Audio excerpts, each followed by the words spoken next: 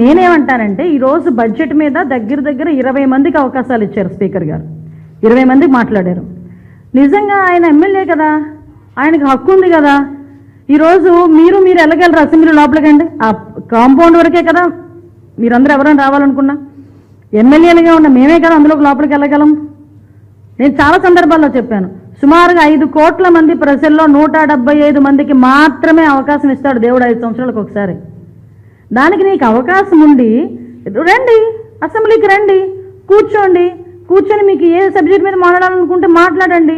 ఈరోజు 20 మంది సభ్యులకి ఇచ్చాము, మీరు ఒకళ్ళు మాకు ఎక్కువైపోతారా, లేదా మీరు 11 మంది మాకు ఎక్కువైపోతారా? రేపు ఇంకొక 40 మంది 50 మంది మాట్లాడండి వచ్చి. అంతే తప్పించి ఇంట్లో కూర్చొని విమర్శలు చేస్తాం, ఇంట్లో కూర్చొని వీడియోలు వేసుకుంటామంటే ఎలా అవుతుంది? నువ్వేమైనా అడగాలనుకుంటే రండి, అసెంబ్లీకి రండి, కూర్చోండి, మాట్లాడండి, సమాధానం అడగండి, చెప్తాం మేము. ఏ కోణంలో ఇస్తారో ఒకసారి మీరే ఆలోచన చెప్పండి. ఏ కోణంలో ఇస్తారు? ఇదే పెద్ద మనిషి లాస్ట్ ముఖ్యమంత్రిగా ఉండేటప్పుడు చంద్రబాబు నాయుడు గారిని బెదిరించారు. నువ్వు 23 మంది ఉన్నారు, అటు నుంచి ఒక 5 ఇటు లాగానంటే నీకు ప్రతిపక్ష హోదా కూడా ఉండదు అని. ఆ రోజు ఏ టైప్లో మాట్లాడాడు ఆయన, ఏ లెక్కల ప్రకారం మాట్లాడాడు ఆయన?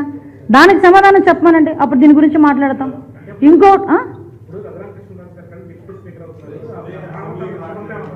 విషయం ఏంటంటే మీరు మానవతా దృక్పథం అన్నారు, మాకు మానవతా దృక్పథం కాదు, యాజ్ పర్ రూల్ 2 బాబోయ్ అంటున్నాం.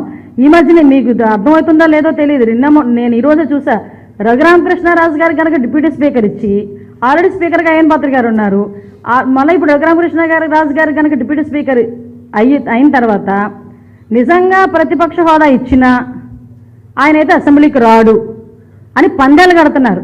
ఎన్ని రూపాయలకో తెలుసా? 11 రూపాయలకి.